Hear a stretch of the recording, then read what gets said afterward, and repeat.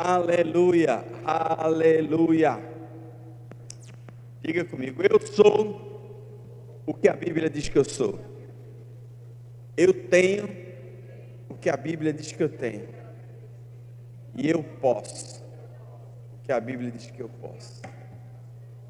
E você é abençoado com toda sorte de bênçãos. Aleluia. O diabo ficou com raiva de você agora. Confissões de fé trazem resultado, querido. Aleluia, glória a Deus. Sabe, queridos, esses dias nós estamos nos preparando para uma grande obra, nós estamos nos preparando para uma grande colheita de vidas. E Deus disse: quando você vai ter uma colheita grande, você tem que fazer o quê? Uma grande semeadura, não é verdade? E Deus, esses dias tem me incomodado a gente fazer ofertas específicas. Nós ofertamos na igreja Surubim, que está ampliando lá. Então, se você quer crescer, então você tem que investir em quem está crescendo, para que eles cresçam e você cresça também com a sua semente. Nós ofertamos na vida de um jovem rapaz, que é um evangelista, que mora em Londres, chamado Luca Martini. Fizemos uma boa oferta para ele também. E Deus começou a sinalizar algumas ofertas que eu tinha que fazer e que a igreja tinha que fazer. Amém, queridos? E Deus me deu um tema hoje chamado a festa da colheita. Amém?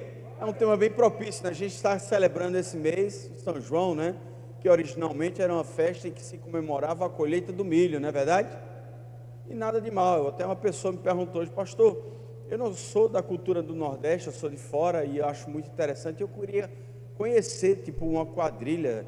É pecado? Eu disse: não tem problema, desde que você não seja o padre da quadrilha, né? Se você for participar da quadrilha, aí é mais complicado, mas não há problema nenhum da gente participar dessas celebridades, dessas celebrações, desde que a gente tenha entendimento do que está fazendo. Não é verdade? Não tem problema nenhum. A religião quer afastar você dessas coisas, quer colocar regra, mas se Cristo vos libertou, você verdadeiramente é livre. Você é livre para comer milho, você é livre para celebrar. Amém? Aleluia. E eu queria falar um pouco não sobre colheita, porque a festa é da colheita. A gente, como cabeça humana e um pensamento natural, nós pensamos sempre em colher. Mas você só colhe aquilo que faz o que você... Muitas vezes a gente pensa na colheita, mas a gente não pensa... Não, a gente pensa em colheita. A gente não pensa na semeadura. E a gente tem que se alegrar muito com a semeadura, para que a gente se alegre também na colheita.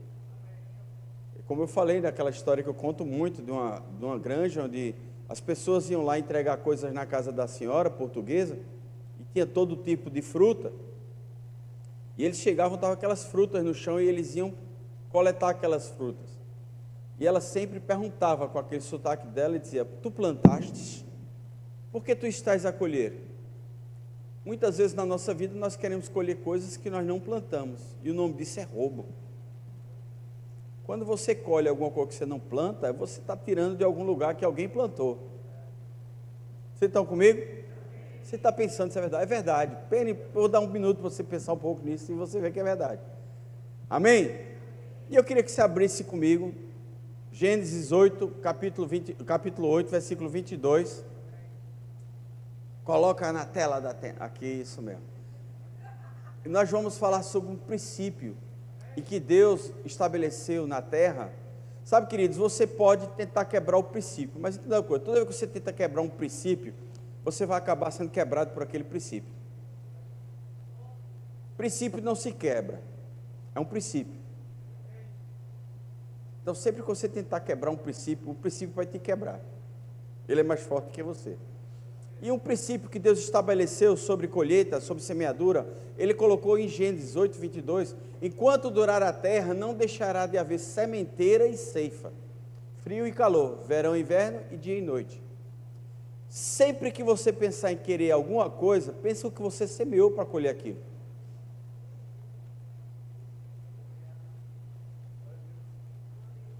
Obrigado, pelo glória a Deus. Sempre que você quer colher alguma coisa, para e pensa, Deus está me dando a oportunidade em alguns lugares, como Ele está me dando agora, a gente está crescendo, a igreja da gente está crescendo, mas para que a gente consiga crescer saudável e de uma forma consistente, de uma forma duradoura, você tem que entender que você tem que saber plantar sementes para que você estabeleça uma colheita sadia. Então Deus me mostrou nesses dias várias oportunidades. Olha, semeie pessoas, semeie em igrejas irmãs, semeie em outros lugares, semeie em outras vidas, e você vai colher. Porque, irmãos, a gente se preocupa muito com a colheita, e o que é interessante, eu queria ver com você, 2 Coríntios capítulo 9, versículo 10, eu boto muito versículo, minha mulher fica feliz comigo, aí eu boto um monte de versículo, ela fica feliz, e mulher feliz, marido feliz, não é verdade? Glória a Deus. 2 Coríntios capítulo 9, versículo 10, ele diz assim: ora, aquele que dá semente ao que semeia, eu vou ler até o 13, ora, aquele que dá semente ao que semeia e pão para alimento, também suprirá e aumentará a vossa sementeira, e multiplicará os frutos da vossa justiça, enriquecendo-vos em tudo, para toda generosidade, a qual faz que, por nosso intermédio, sejam tributadas graças a Deus. Porque o serviço dessa assistência não só supre a necessidade dos santos, mas também redunda em muitas graças a Deus, visto como na prova dessa ministração glorificam a Deus pela obediência da vossa confissão, quanto ao Evangelho de Cristo e pela liberalidade com que contribuis para eles e para todos. Sabe, queridos, esses 3 versículos são muito ricos, 4 versículos são muito ricos, e eu queria começar conversando com você, porque na nossa mente a gente sempre pensa, e como eu falei agora há pouco, aumentar a nossa colheita, mas vê o que é que o versículo fala: ora, aquele que dá semente ao que semeia e pão para alimento, também suprirá e aumentará a vossa colheita. É isso que diz, não?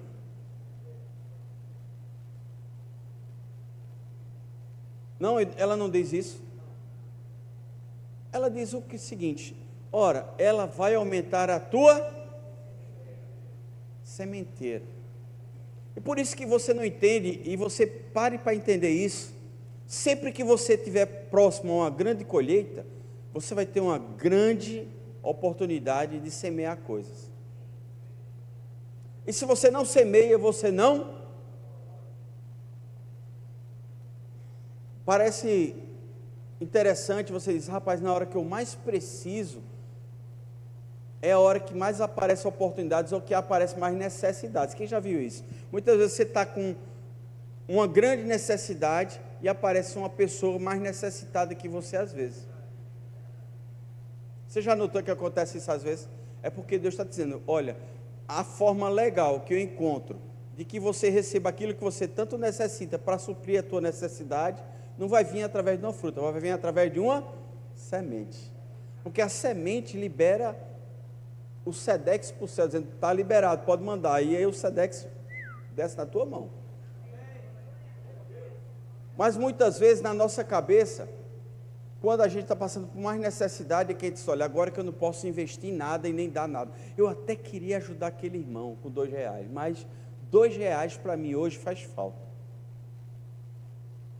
Quando você diz isso, você vai contra o princípio que Deus estabeleceu. E quando você vai contra o princípio te quebra. Você nunca quebra o princípio. Você pode tentar não obedecer aquele princípio, mas mais na frente o princípio vai e te pega. Vocês estão comigo? É porque a gente fala muito sobre semente, não tem muito amém. Tem muito amém sobre colheita. Você vai receber, aí a igreja endoida. Mas quando você começa a falar de semente, o povo cala. Por que o povo cala? A cabeça contra o princípio. Mas hoje a gente está aqui para quebrar biscoito. Amém? Sempre que você pensar numa grande colheita, primeiro você tem que pensar numa grande semeadura. É interessante que você vê, o Brasil bate recordes de colheitas de trigo, se eu não me engano, é uma das... De que, filha?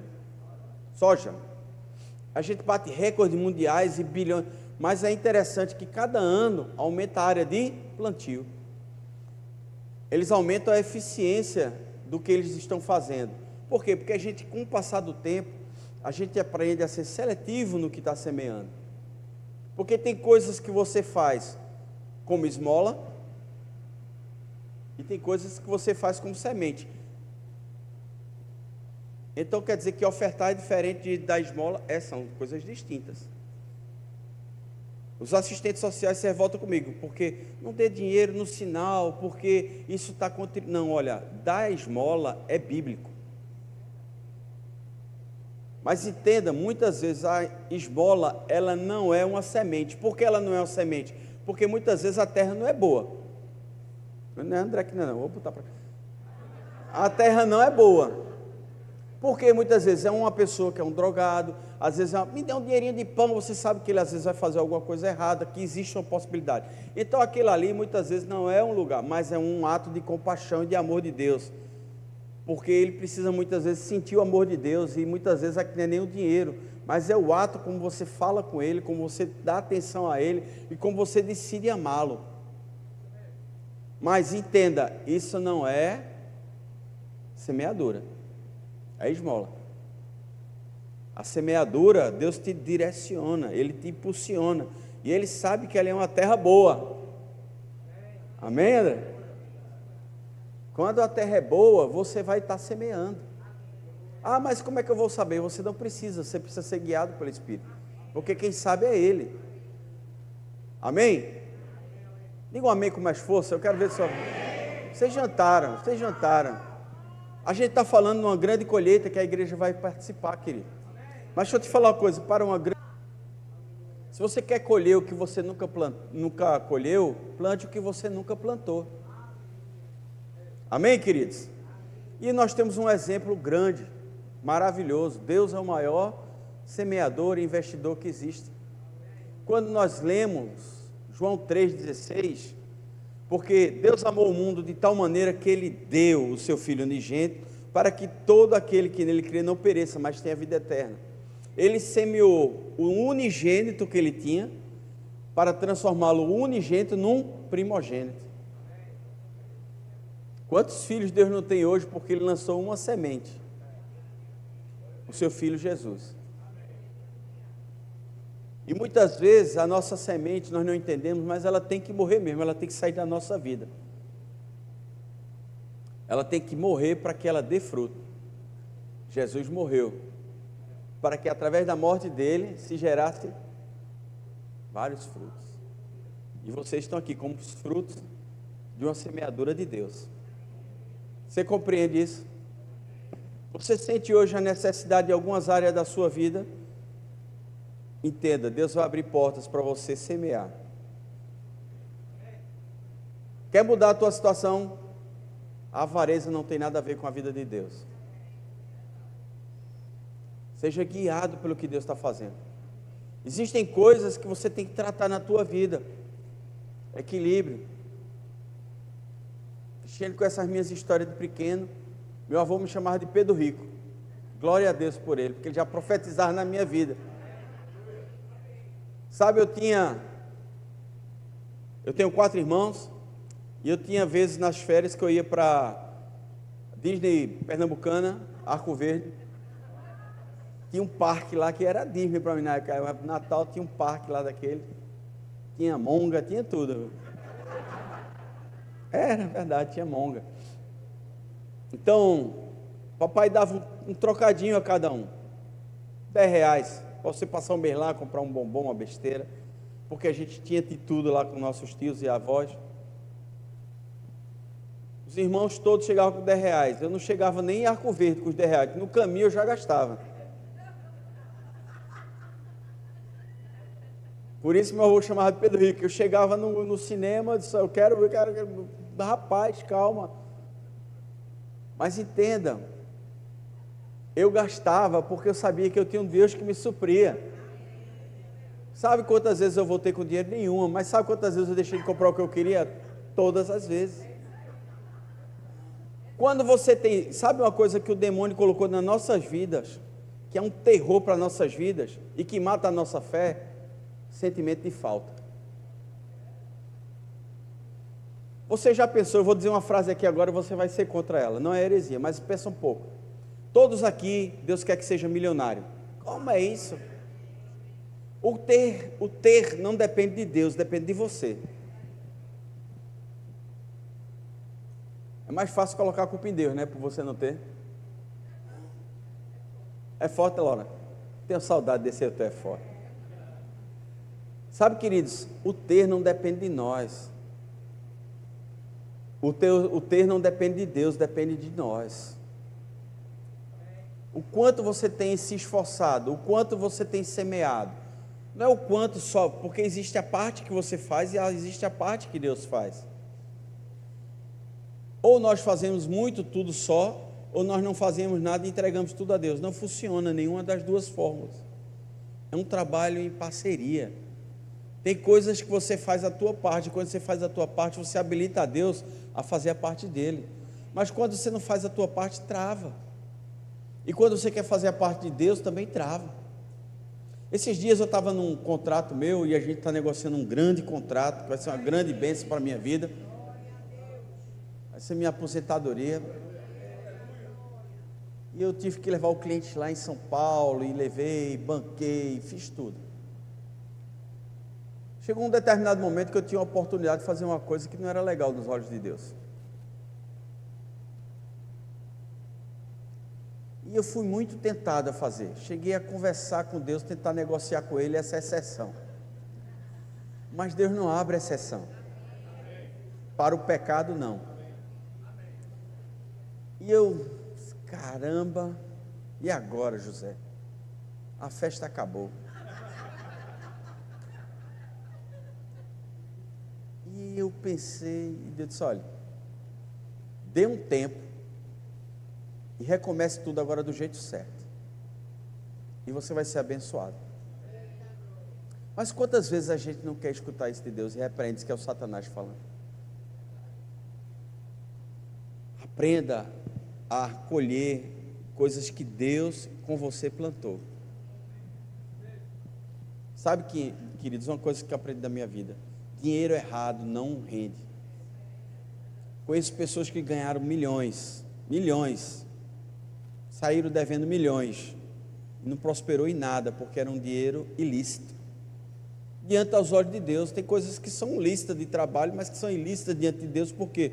Porque você passou por cima de pessoas, você fraudou imposto, você fez tantas coisas ilícitas, e esse dinheiro não rende. Precisamos estar alinhados com Deus. Precisamos estar entendendo o que Deus tem para a nossa vida agora. E Ele está pedindo a você: alinhe tua vida, porque eu vou derramar chuva, eu vou derramar bênçãos sem medidas. Agora, o que você está preparando? Que vasilhas você está juntando para chegar àquilo que Deus está te mandando? Será que você é uma noiva sábia ou uma noiva nécia, em que não está se preparando para o grande derramado de Deus nesses dias? Existirá uma grande transferência de riquezas, porque nessa última hora está começando a surgir grandes avivamentos na Europa. Está existindo grandes avivamentos na África, grandes avivamentos na América do Norte.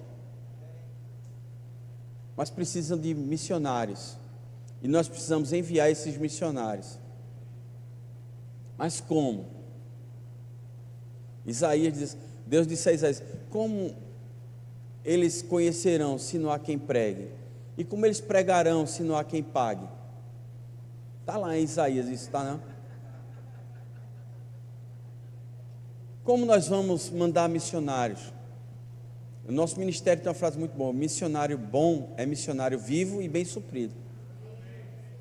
Porque o missionário vai lá sem nem eu ter o que comer, o cara diz: rapaz, esse Deus que nem te supre, como é que eu vou crer num Deus desse? Um Deus que deixa você passar fome. Não, nós precisamos ter condições de suprir pessoas, de abrir igrejas. Sabe, queridos, se você fez um grande movimento, eu vou participar de um podcast na próxima semana, em que o camarada chamou para a gente falar sobre religião e futebol.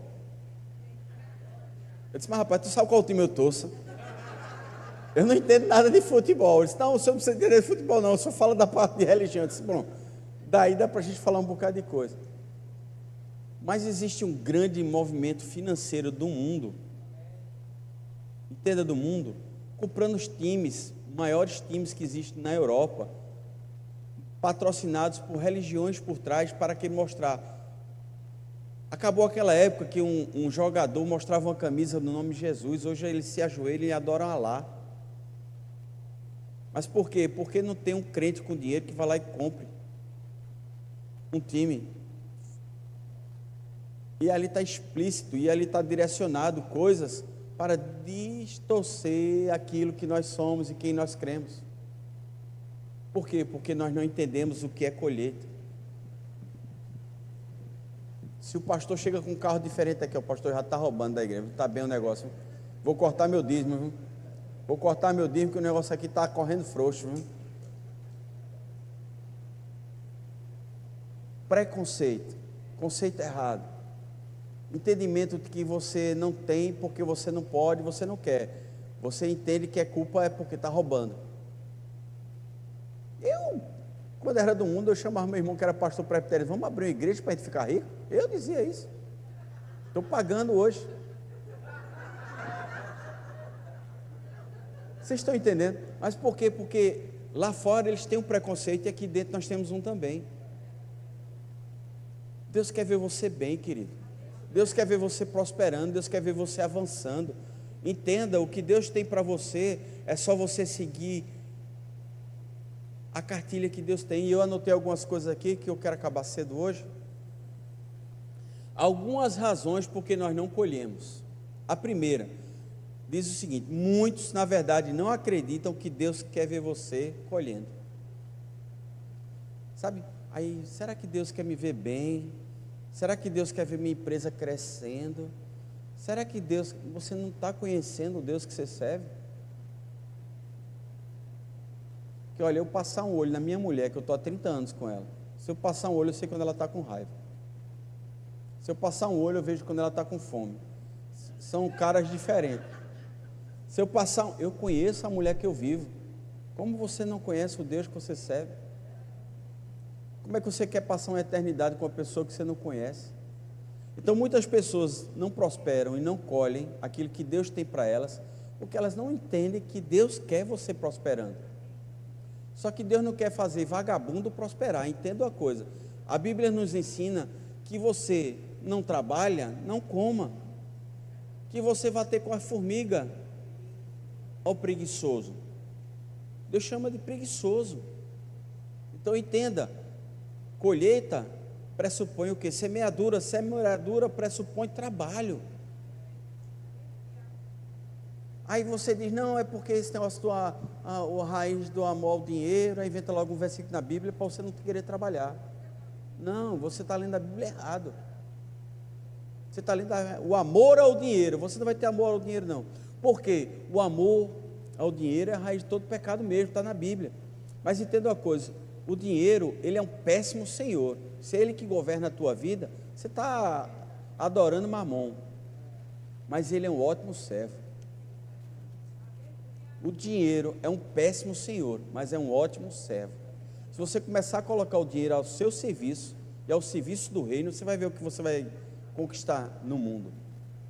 É trazer o dinheiro. E como é que você faz isso? É na hora que você começa. A Deus pede o teu Isaac. Eita, Deus mandou eu dar esse carro. Está repreendido, Satanás. Deus não vai querer. Não, querido, não se apegue a coisas não. Você tem que ser livre de que você é o mordomo, é o dispenseiro de Deus. O mordomo, ele usufrui de tudo que o dono tem, mas nada é dele. E como um dono, ele pode te pedir isso, mas entenda uma coisa, quando o dono te pede alguma coisa, é porque ele está te colocando num outro lugar melhor. É aprender a gerir riqueza. Você sabe gerir riqueza? Se você não sabe, você não vai conseguir alcançar isso. Mas entenda, não é que Deus não quer, é que você não está aprendendo. Aprenda a gerir riqueza. Sabe, queridos, eu aprendi na minha vida que semente boa é semente que dói. Você já deu uma semente que dói? Você não sabe nem o que é isso, está ruim. Já vi que tua situação não está boa. Alguma outra razão para que as pessoas não colhem bem é porque as pessoas jamais sonham grande o bastante para requerer um milagre. Eu colhi isso de um livro de Mike Murdock. 31 razões por que você não prospera. E a segunda é bem interessante.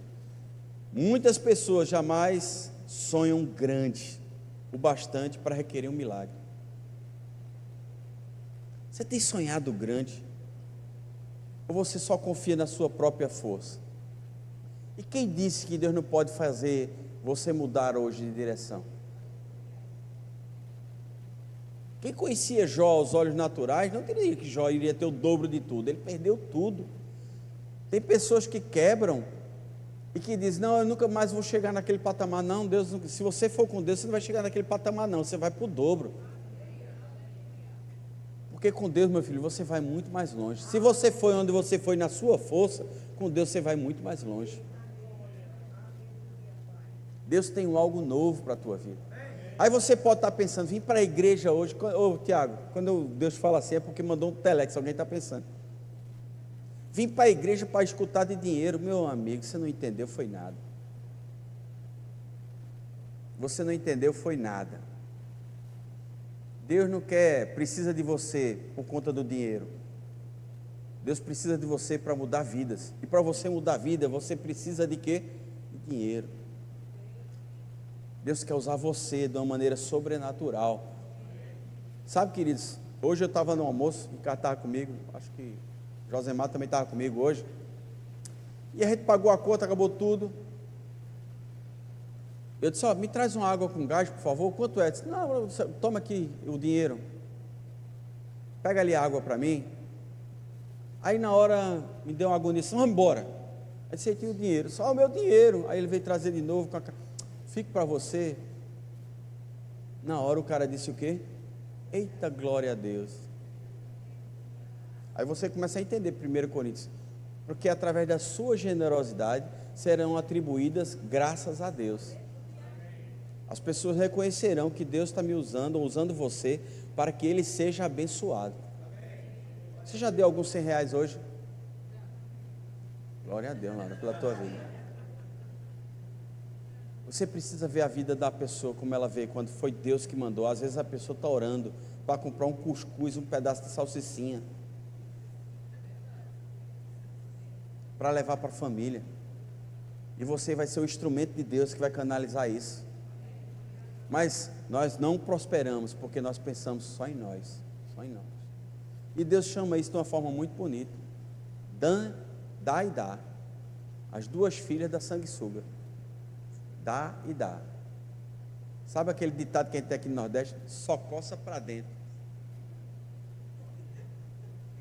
Não é verdade?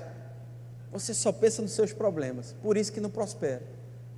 Muitas pessoas jamais sonham grande. Sonhem grande, porque Deus é um Deus grande, e haverá impossível para Deus. Não, eu só queria uma casinha branca de varanda.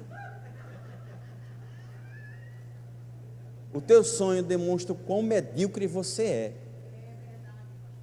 porque você não acredita que Deus pode te dar mais, e você impede Deus de agir na sua vida, porque você sonha pequeno. E Deus está te dizendo nessa noite: sonhe grande, porque eu sou grande, e eu tenho dinheiro para pagar os teus sonhos. Habilite isso na sua vida, habilite isso na sua vida. Não importa a idade, não importa a escolaridade, o que você importa é seguir as instruções que Deus tem para você.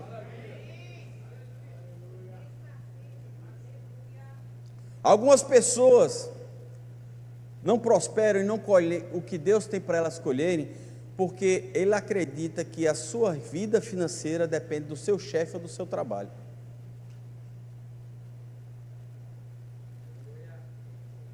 Se Deus te mandar fazer uma coisa e você tiver outro compromisso, você não vai fazer o que Deus mandou, porque você tem medo de perder teu emprego. O Deus que te colocou lá, Ele te mantém lá. Como também Ele te sustenta e Ele te supre, e Ele te dá promoção, quando você é fiel diante dEle.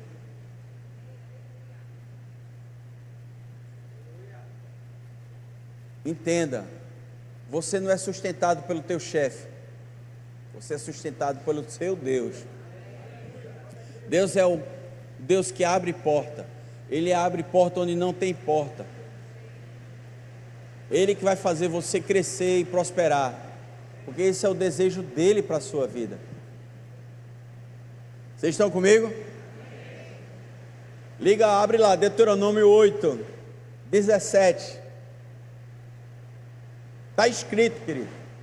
Não sou eu que estou dizendo. Não digas, pois, no teu coração: a minha força e o meu poder e o poder do meu braço me adquiriram essas riquezas. O outro versículo: antes te lembrarás do Senhor teu Deus, porque Ele é o que te faz dar força para adquirir pobreza. Não, está escrito errado aí. Porque Ele é o que te faz dar força para adquirir. Abra sua boca. Ele dá força para você adquirir o quê? Pronto. Para confirmar a sua aliança, que sob juramento prometeu aos teus pais, como hoje vê. Ele está falando isso com os judeus. Você que é religioso, quer dizer, isso se aplica a gente, aplica sim, porque nós somos herdeiros das promessas de Abraão, através de Jesus Cristo. Amém? Ele estava falando para os judeus, mas nós somos herdeiros das promessas. Amém? Glória a Deus. Se você quiser debater um dia comigo isso, pode vir preparado. Alguns realmente não colhem, porque não creem que merece essa abundância. Eu não mereço não. Não, eu acho que eu não mereço isso não. Eu sou tão ruim. É ruim mesmo. É ruim mesmo. É ruim.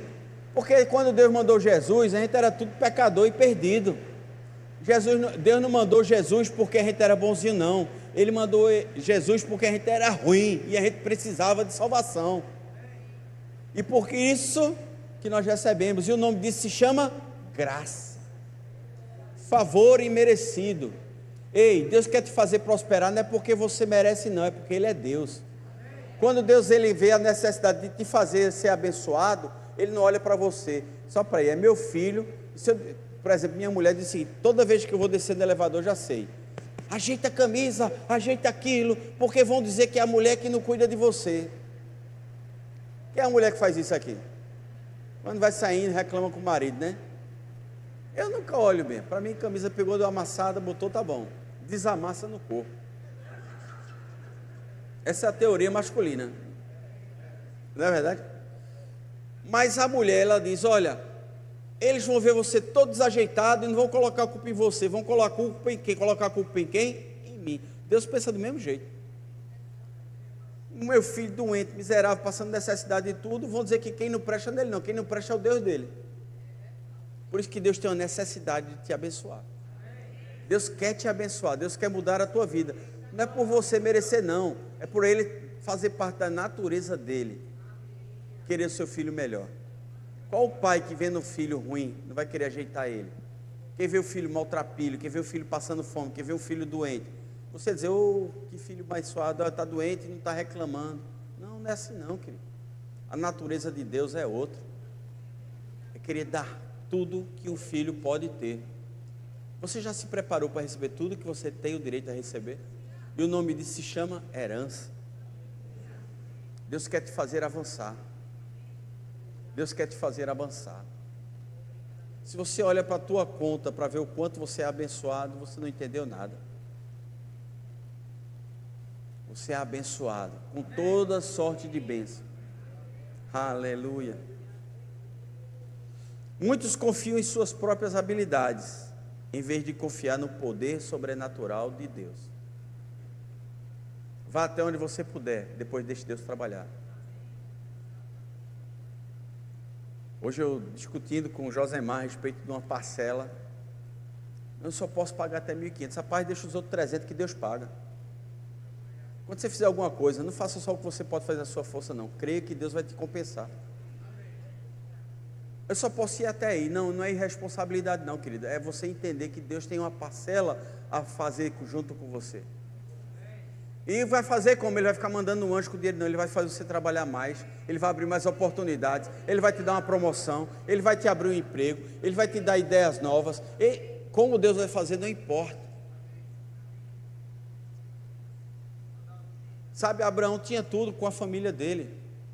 E quando Deus chamou ele, só sai da tua terra, da tua parentela e vai para um lugar que eu te mostrarei. Se fosse nos dias de hoje, a gente ia dizer, não, mas tu tem que me dar o plano completo, senão eu não vou não.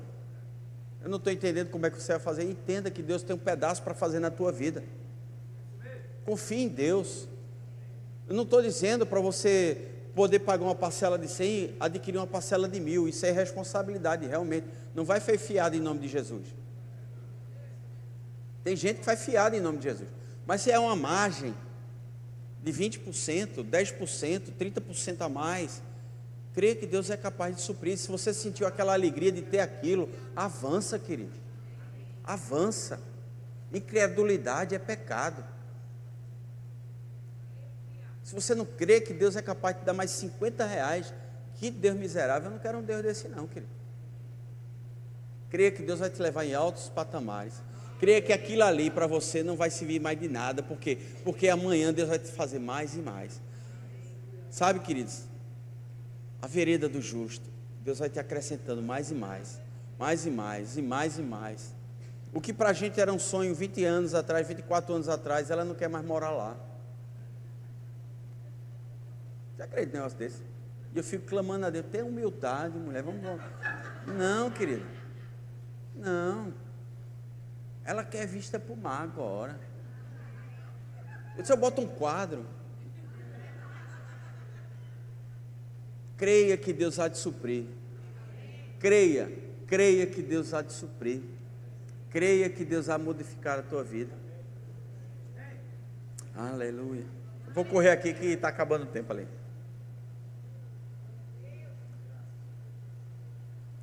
Muitas pessoas não entendem isso. Você só vai discernir pelo Espírito o que é semente, porque Deus dá semente ao que semeia e pão para o alimento. Amém, queridos? Está lá no 2 Coríntios 9, versículo 10, nós lemos no começo. Deus dá semente ao que semeia e pão para o alimento. Como eu discerno o que é semente e o que é alimento? Muitas vezes eu estou com uma situação na mão, que aquilo não mata a minha fome, aquilo não resolve meu problema. Se aquilo não resolve meu problema, aquilo não é alimento. Muitas vezes aquilo que está na minha mão, que não resolve meu problema, é o quê? É uma semente. E o fruto daquela semente vai me gerar o quê? O suprimento que eu preciso. Se aquilo está na tua mão, só tem R$2 no bolso, como é que eu vou dar esse dinheiro agora e ficar sem nada? Sabe, a maior semente que Jesus mencionou na Bíblia foi de uma viúva que deu uma moedinha. Mas aquilo não era pouco não, aquilo era tudo que ela tinha. Deus vai te convidar às vezes a você aprender a confiar nele. E para isso você precisa ser guiado pelo Espírito para saber o que é uma semente e o que é pão para o alimento. Amém? Se você está esperando uma grande colheita, pequenas sementes não vão resolver o teu problema. Amém? Muitos jamais foram ensinados a semear com expectativa de retorno. Quando você semeia sem dar expectativa de retorno, aquilo se chama esmola.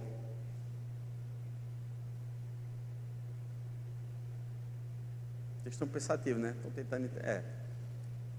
Semeei, eu gero expectativa. Não vou cobrar de Deus, entenda? Não vou ficar Deus. Você lembra? Tem irmão que eu devo, que eu misericórdia. 10 minutos. O senhor ficou de resolver aquele problema? Já resolveu? Já resolveu? Já marcou? Não, querido, não é cobrar de Deus, é gerar expectativa. Como é que você sabe se você está cobrando, gerando expectativa? Gerar expectativa te alegra. Porque eu semeei, já estou vendo que eu vou colher. Já começa a ver, eita, glória a Deus, glória a Deus, glória a Deus. Já me alegro porque eu estou vendo, chegou, obrigado Deus. A expectativa da semente gera alegria. A cobrança de Deus gera tristeza e raiva. Rapaz, ainda não chegou. Espera aí, acho que esse negócio não funciona. Eu acho que não é bem assim. Eu acho que não é. Aí você está cobrando Deus. Aleluia, glória. O inimigo está furioso. Eu acho engraçado essas frases. E quando é que ele teve bem? Aleluia, o sol está quente demais hoje. Periga quando ele estiver frio, né, irmão? Entenda o que é semente, entenda o que é alimento, entenda o que é solo.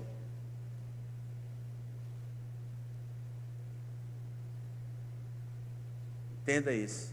Tem coisas que nós vamos dar. Eu não empresto dinheiro, eu dou sem esperar receber. Se receber para mim, eu não empresto dinheiro. Se você me pediu esse dinheiro, você nunca me pagou, não fique animado para não querer pagar, não. Não. Pague. Mas o que eu estou dizendo é que eu não gero expectativa disso, por quê? Porque minhas expectativas não estão em você, minhas expectativas estão em Deus. E Deus é um ótimo pagador, viu, querido? Tem irmão que fica intrigado de irmão porque ele não pagou o dinheiro que ele emprestou, não, porque você está errado. Tem um irmão que emprestou uma vez e ele me ligou reclamando, e, pastor, o cara não pagou, e aí? Tem um SPC Celestial aí? Eu digo, tem, vou botar ele aqui agora. Hein? Mas deixa eu te ensinar uma coisa, quando você for emprestar de novo, não empreste, dê, e espere que um dia o irmão vai te recompensar, de volta. Passou-se uns meses, ele ligou de novo, pastor, aquela história como é mesmo, disse, se você for dar o dinheiro àquela pessoa, não fique com raiva se ela não pagar. Entenda que você está plantando, ou você está ofertando, ou você está dando uma esmola. Esmola só, não é só para pobre não, querido. A esmola é uma semente sem expectativa, porque muitas vezes aquela pessoa não tem a condição de ser um bom solo, por isso que a gente entende. Você está entendendo? E a gente tem que agir em misericórdia, porque quem são os braços do amor de Deus aqui na terra? Somos nós. E como a pessoa vai experimentar do amor de Deus se você não a ama? Aleluia, é forte. Não reconhece a semente ou o solo quando os vê. Amém? Muitos se recusam a semear nos tempos de crise. As épocas em que a gente foi mais convidado a semear na igreja, eram as épocas que, ai meu Deus, esse mês o que foi que aconteceu? Os irmãos estão esquecendo da igreja. E aparecem coisas para semear, e aparecem coisas para fazer. Semeie, crendo que Deus, Ele está vendo você plantar. Amém? A colheita é opcional. A semeadura é opcional, mas a colheita é certa. Você semeia se quiser, mas a certeza de colheita é certa. A colheita é certa. A colheita é certa. Diga comigo, a colheita é certa. Mas a pergunta de Deus para você é: plantaste?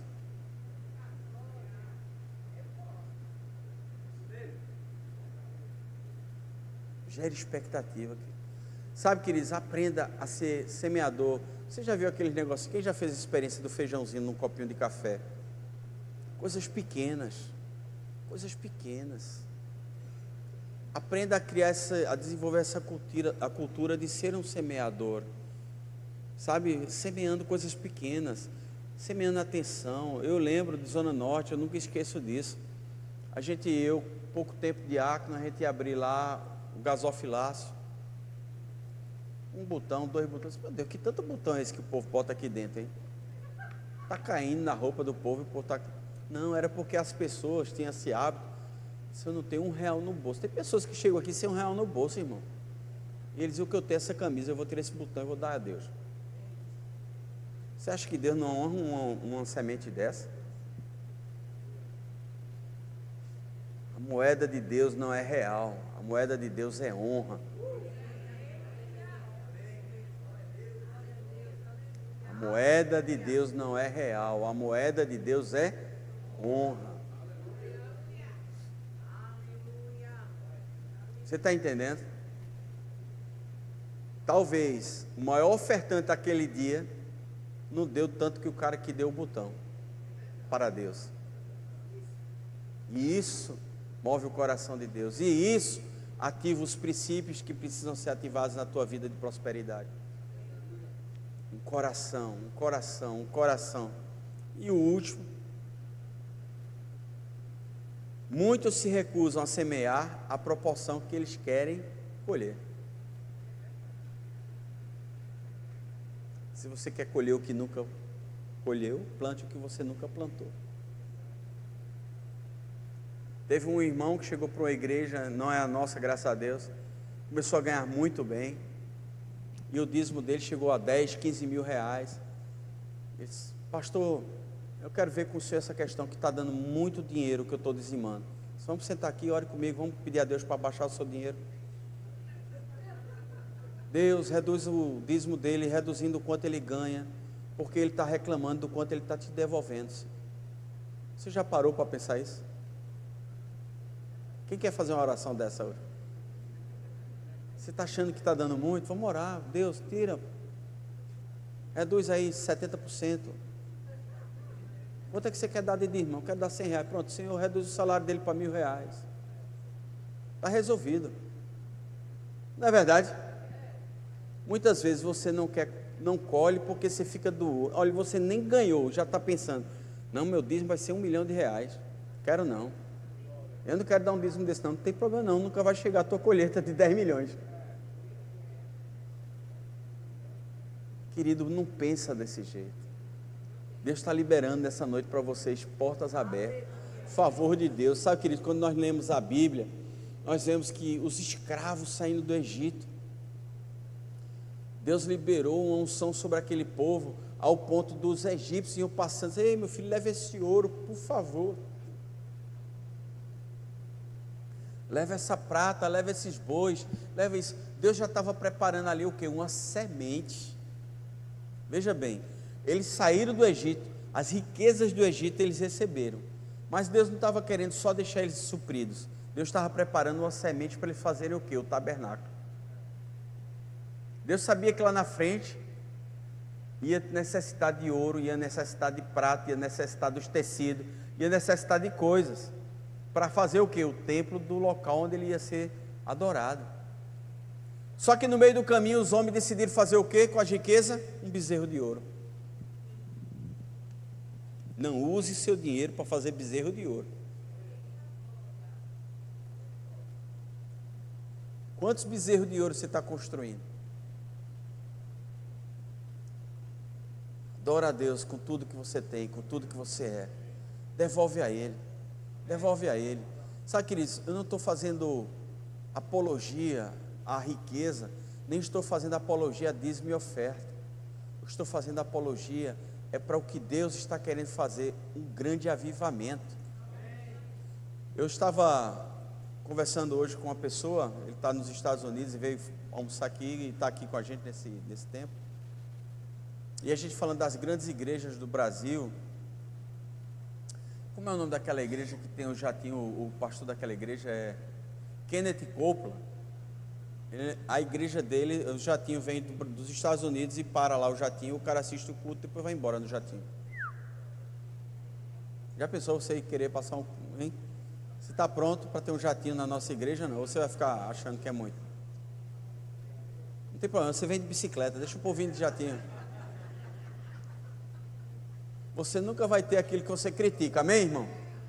Se você acha que é muito, você nunca vai ter aquilo. Aquilo que você rejeita é rejeitado, não é verdade? Mas eu quero falar desse cara. Deixa eu te falar uma coisa. Existia, né, ele faleceu já, o maior evangelista que houve nessa nossa geração, Reinhard Bonk. Era um alemão, e ele fazia cruzadas de milhões de pessoas na África. 5 milhões de pessoas na África. Ele fazia um evento com 5 milhões, 6 milhões, já teve milhões de pessoas, 10 milhões de pessoas.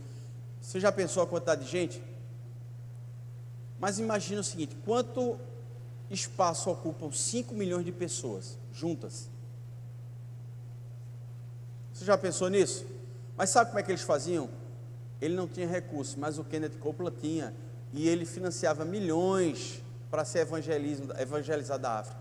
Ele chegava na África, o Reinhard Bonk, e dizia o seguinte: olha, Quantos hectares tem tua plantação? A gente já sabe essas plantações de pé de cana que a gente aqui no Nordeste, não tem aquele lugar que a gente caminha, que é cana. Milhares de hectares. Ele chegar a dizer, quanto é que custa essa tua plantação? 5 milhões de dólares, estão aqui, vou arrancar e vou fazer um evangelismo aqui. Ele pagava, as plantações eram retiradas e ele fazia um lugar ali. Imagina 5 milhões de pessoas, o cara na última fila se converte, quantas horas para ele chegar aqui na frente? Eles faziam corredores com carros, irmão. Carro vai, carro vem, carro vai, carro vem, para trazer as pessoas, que eram milhares de pessoas salvas. Sabe, queridos, o evangelho é de graça, mas para que as pessoas conheçam o evangelho, precisa de um preço. Você já viu algum missionário indo nadando para a África?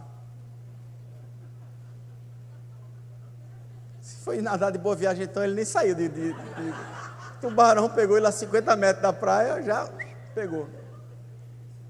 Como é que ele vai? De avião, custa, querido.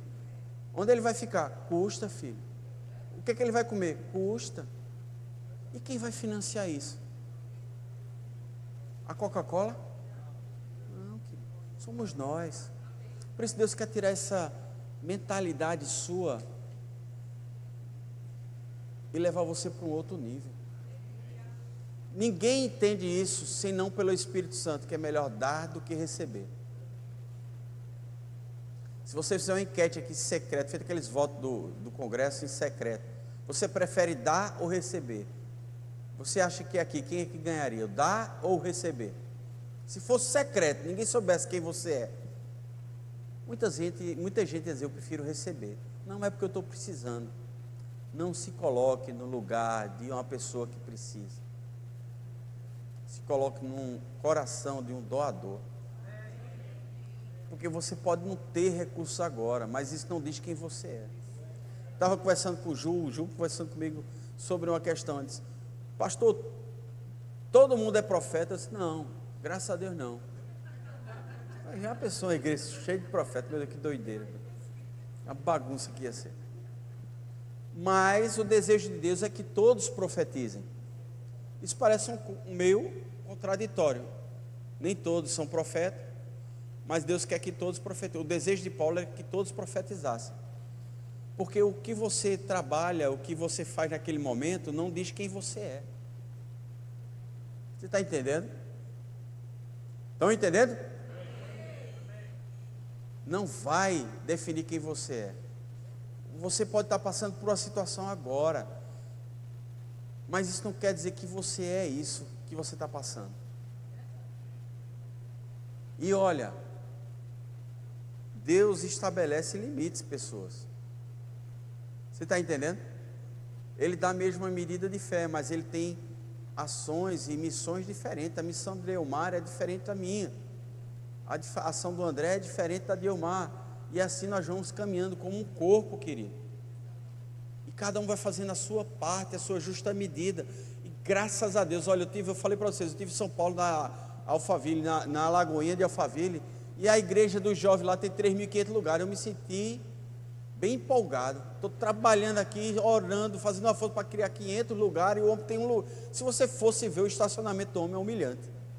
Tem pastor que ia desistir não, desisti minha carreira, eu acho que não nasci para isso.